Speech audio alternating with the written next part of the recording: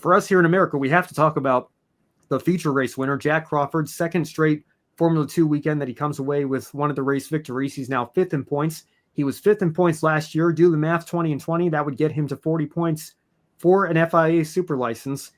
Do you see him as a dark horse for the Cadillac seat, or do you think Cadillac is going to want a driver lineup with a little bit more experience their inaugural season in Formula One? Yeah, it might be a gamble to, I mean, that's why he's a dark horse, right? I mean, there certainly are some more experienced contenders that Cadillac might be considering before they go to someone like Jak Crawford. But also, I mean, there is some good merit in going with someone that is, bright-eyed and bushy-tailed like Crawford. I mean, born in 2005, that's crazy to me. Fifth in F2 last year, and part of that Aston Martin Young Driver Development Program.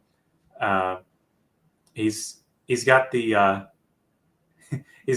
youth, and also he's American. That is going to be a critical plus for being a part of Cadillac. So yeah, he definitely should be considered as a dark horse, and it wouldn't surprise me at all if he ends up being one of the two that they choose.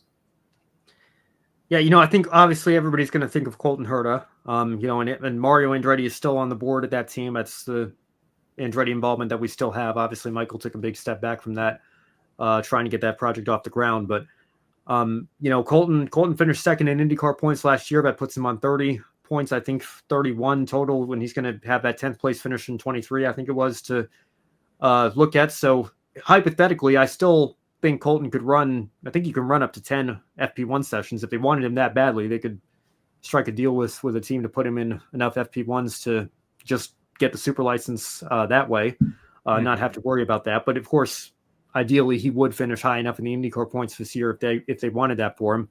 But the latest that I've heard is that it sounds like that might be off the table for him at this point, and he's firmly established in the IndyCar series. So if they wanted an American driver over at Cadillac, I think Jak Crawford would probably be the most logical solution. Again, assuming he finishes high enough in the standings to get that super license. But, again, if he only finishes fourth or fifth in points, which again would qualify him, would be enough. But it would remind me a lot of Logan Sargent. And I think looking back at Logan Sargent, maybe you could say, obviously he finished fourth in the standings in 2022 and was able to get enough points for the super license off of that.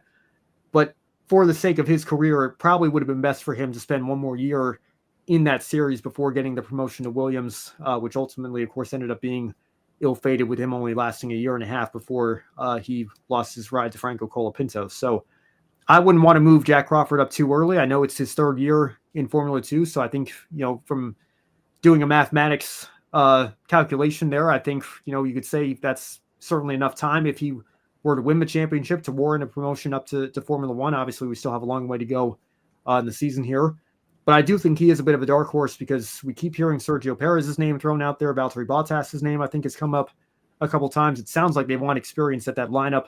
And maybe the American driver situation isn't as much of a priority as it sounded like it was when Andretti was the one trying to get this project off the ground. Now that Cadillac is the name that this team is going to run under, maybe sounds like that it would be a nice to have, but is not necessarily something that they're prioritizing as much as we once thought they were. So again, we'll keep our eye on it. Brandon, you bring up 2005, Kimi Antonelli was 2006, right? So yeah, well, we're getting to that point where it's 20 years old for 2005. So yeah, these drivers have been around really as long as we've been following the sport, which is just kind of crazy. I mean, we keep talking about Max Reeves on the ARCA East side. He was born in 2010. We're already at the 2010s with some of these young drivers here coming up through the ranks. So, that's just time moving in one direction, like Brock told me earlier this week.